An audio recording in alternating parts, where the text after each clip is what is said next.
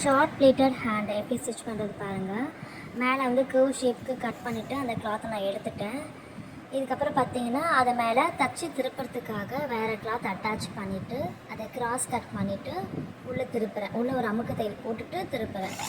ஏன்னா அப்போ தான் வந்து அந்த எக்ஸ்ட்ரா வச்சுருக்க கிளாத் வந்து உள்ளே ஃபுல்லாக கிளியராக போயிடுன்றதுக்காக அந்த மாதிரி திருப்பிடுறேன். திருப்பிட்ட பிறகு பார்த்தீங்கன்னா அந்த கர்வ் ஷேப்பில் நம்மளுக்கு கிடைக்கும். அந்த கர்வ் ஷேப்பில் தான் நம்ம வந்து ப்ளீட்டட் வைக்கணும். ப்ளீட்டட் பார்த்தீங்கன்னா ப்ளவுஸுக்கு மேட்சிங்காக சாரீ கிளாத் எடுத்திருக்கேன். இப்போ இந்த கிளாத்தில் தான் நான் வந்து ப்ளீட்டட் வைக்க போகிறேன். இது பார்த்தீங்கன்னா ஒரு 1 இன்ச்சுக்கு நான் வந்து குட்டி குட்டியாக ப்ளீட்டட் வைக்கிறேன்.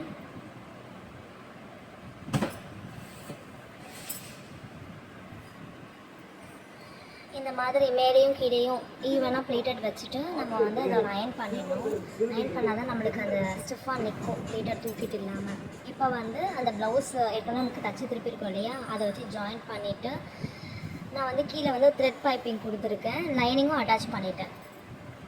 லைனிங் வந்து நம்ம மேலே அட்டாச் பண்ணி உள்ளே திருப்பிடணும். திருப்பிட்டு த்ரெட் பைப்பிங் கொடுத்திங்கன்னா கொஞ்சம் அழகாக இருக்கும். நம்ம வந்து ப்ளீட்டட் வைக்கிறதே நம்மளுக்கு தெரியாது. இப்போ பார்த்தீங்கன்னா எப்படி இருக்குது பாருங்கள். இப்போ நான் மேலே வந்து அந்த ஸ்டிச்சிங் மேலேயே லேஸ் கொடுக்குறேன். டபுள் லேஸ் கொடுத்துருக்கேன், கொஞ்சம் பார்க்க அழகாக இருக்குன்றதுக்காக. நீங்களும் இன்னும் ட்ரை பண்ணி பாருங்கள். பிடிச்சிருந்தால் லைக் பண்ணுங்கள், ஷேர் பண்ணுங்கள், மறக்காமல் சப்ஸ்கிரைப் பண்ணுங்கள். தேங்க்ஸ் ஃபார் வாட்சிங்.